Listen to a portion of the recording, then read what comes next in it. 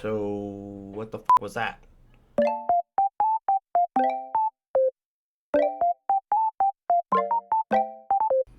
So, what the happened to the Ed Gein show? Let's get into it. As a true crime fan, the show had me super excited. As you can tell, I literally got him on my shirt. Ed Gein's my boy. We all know that he was like the granddaddy of all the horror movies we know today, man. I mean, they do touch on it in the show.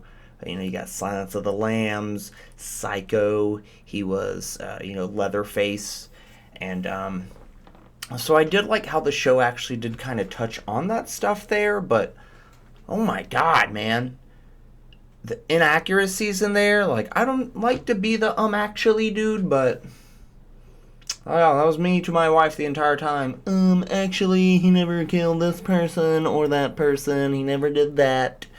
So I don't want to like completely shit on the show too bad. But based off the past previous ones, like honestly, the first monster, Dahmer, that was mint. That was done really well. It was fairly accurate to the majority of the case as we do know it.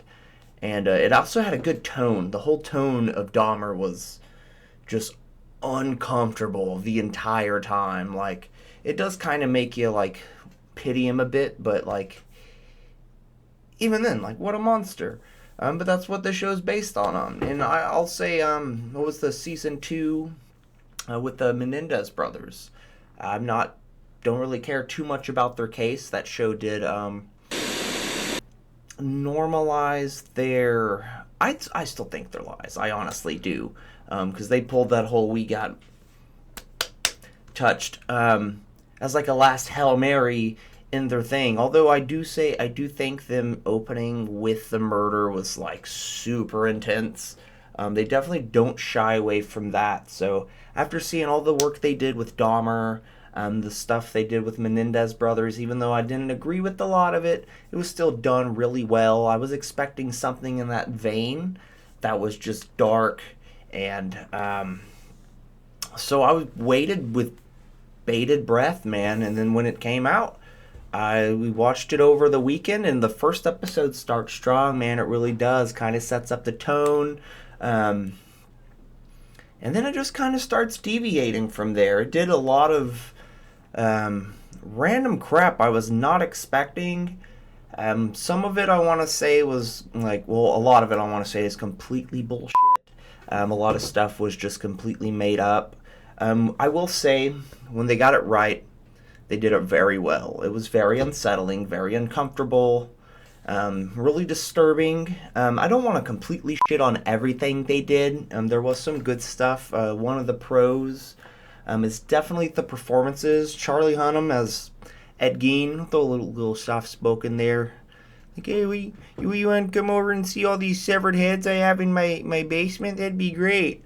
I don't know why I just made him sound like that, but yeah, I think he did really well. Although compared to actually Ed Gein's actual voice, he was a little lighter, but I still think he embodied the spirit of old Ed Gein there as well. And shout out to Laurie Metcalf as Augusta, man. She was one bitch of a mother, dude. And like, Jesus, dude. Just the rudest, crankiest old religious bat that's so far towards God, she went right back to Satan. So yeah, I will say a lot of the acting in it was fairly phenomenal. The production value was also very high. There's very strong visuals. It never looked cheap. There are a lot of other Ed Gein movies out there that look and feel cheap. Also, they do make up a lot of bullcrap as well. But yeah, very strong visuals from the show. I did appreciate that. There was a lot of boundary pushing. I think when you're seeing anybody, when your opening scene is self-erotic asphyxiation, it kind of lets you know you're in for a little bit of a, pardon my French, but a doozy. So, yeah, I kind of did go there in some places, man, seeing the skin suits. And, shout out to the nipple belt, man. I'm glad they at least threw that in there. I would have been very upset if there were no nipple belts in that. And I also still say another pro to it is tying in the films that he helped inspire, man. Seeing Alfred Hitchcock start putting together Psycho, and then like how that affected the psyche of Hollywood as horror movies that we watch today. And like he's like, I can do whatever I want, but then it also ties in the Toby Hooper, hearing about, oh, he cut these people up with chainsaws. So you kind of see him spark the, he gets the spark to make Texas Chainsaw Massacre. And there's actually a really cool scene I like in there when they have Leatherface's little girl mask, and Toby is in there kind of painting it up, just talking to Leatherface. And he's like, look, Leatherface has 3 masks. He has the butcher, who's really mad, he's angry, he doesn't like the work, but he does it. He has the mother mask, which is where he starts cooking and stuff, making all of his things. And then he has the pretty woman, but he can never be that. So then he asks Leatherface, what are you? And Leatherface says, what's it? I'm a transsexual, cannibal, lesbian. Just starts screaming. And that was super disturbing for everyone around. I think even Toby, even though he was smiling in it, was still like, this is so f***ed up that it's right up my alley. And them even working in the Silence of the Lambs, kind of splitting back and forth between them two dressed up in women's suits, which is a lot to take in as well. No spoilers alert, but he was kind of a crazy guy. My heart goes out to the cop that opened the box and found the 9, we'll just say severed lady parts there. But yeah, so there was some good stuff I liked about it. I have only seen it one time. I might do a rewatch soon, just to kind of now I know what to expect. And then the cons. I do have a lot of them there as well. Totally made up bullshit. Adeline, I don't know why she got so much time with, like, that she was like half the show. And all that stuff, she actually admitted to just making up. Her and Ed Gein, they did like meet up for like a date or two, but he never took her to the house, never showed her the woman strung up there, Bernice Worden.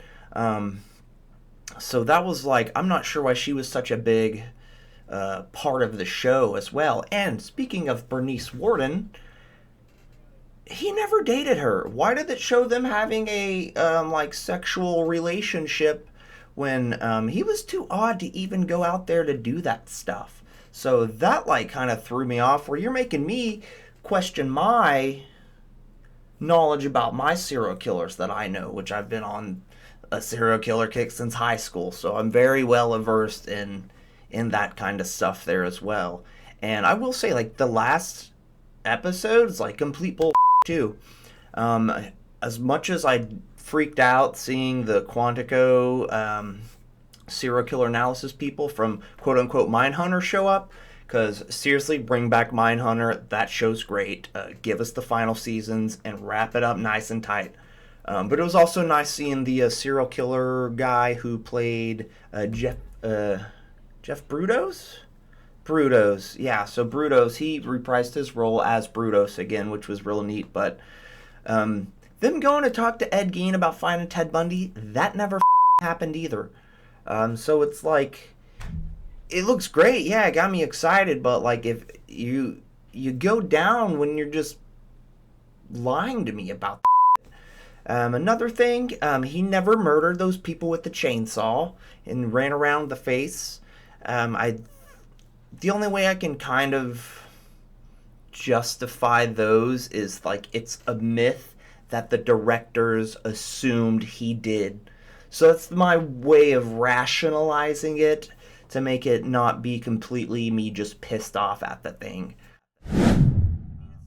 I mean, it's still fun to see, but I know that never happened. The babysitter, yeah, there was a babysitter that did go missing. I don't think he sat there and beat her head to death with the hammer in Texas Chainsaw Massacre.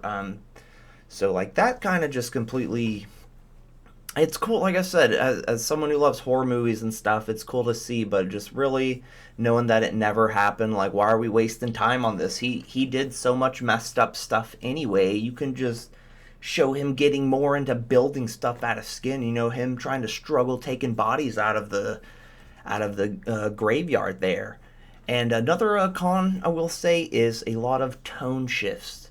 Even though I do like the time jumps going back and forth between Alfred Hitchcock and the guy who played Psycho, and him having his gay secret, and that's really cool. But like the tone keeps shifting, especially when you're showing these fake murders that never happened. Him cutting people with the chainsaw, that's like cartoony, and it is very cartoony. The guy's like ripping skin up, but like, oh my gosh, man, it just kind of takes you out a bit. It feels very forced, and they're just trying to up the kill count, which, based on like Dahmer, that had a single tone through the whole thing, man. That was just unsettling and creepy as hell.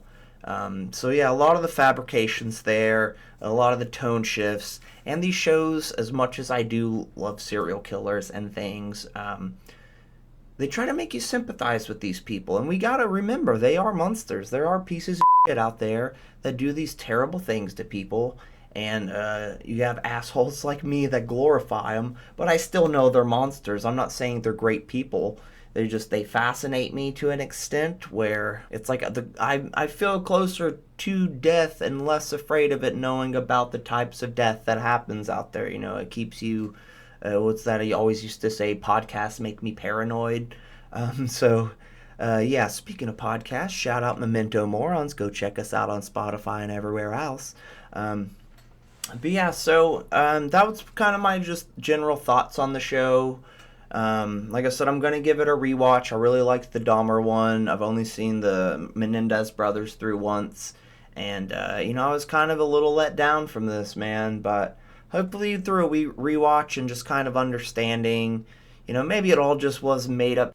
That's why they showed it, because, like, the myth of him, the legend of Ed Gein, if you will. But yeah, man, those are my first thoughts for the show. Like I said, it is Halloween, so what better way to start my channel off with something kind of spooky and messed up? And the next couple ones will probably be pretty spooky or just disturbing as well, because 'tis the season, and I'm really trying to keep this kicking off. So if you have been here the whole time, thanks for watching. I'm going to try to keep my stuff fairly short. I do got ADHD a lot, so like watching hour-long videos and stuff, sometimes my brain wants something quick, simple, and easy to digest. So that's kind of what I'm hoping to do here. Tell me what your thoughts are about it. If you liked it, if you hated it, what you liked about it, what you hated about it. Did you think, Geins of Anarchy right there did a great job? I think he's way too hot to be Ed Gein, but I still think he pulled it off pretty well. Yeah, I'm going to do the obligatory like and subscribe. Check me out, Nosferatu Dude, your local, friendly Mexicans. I don't want to say cinephile. That doesn't sound right. But I am a movie fan and a movie buff. Shows, all the stuff. We're going to talk about all the shit coming down in the future. So please join me for the ride. Let me know if there's any type of shows, movies you want to discuss with me. Something you want to see me watch, check out. I'd be happy to talk about these things, man. I'm down to learn more about movies and stuff as well that I've never seen, because people tell me not to watch something, it's the first thing I'm going to do. I'm going to watch it. And that's probably why I'm here now with my macabre loves that I have and the depths of my dark soul. So, anyway, thanks for stopping by. Tune in next time for the next video coming in soon. Peace out, man. Love you guys. Deuces.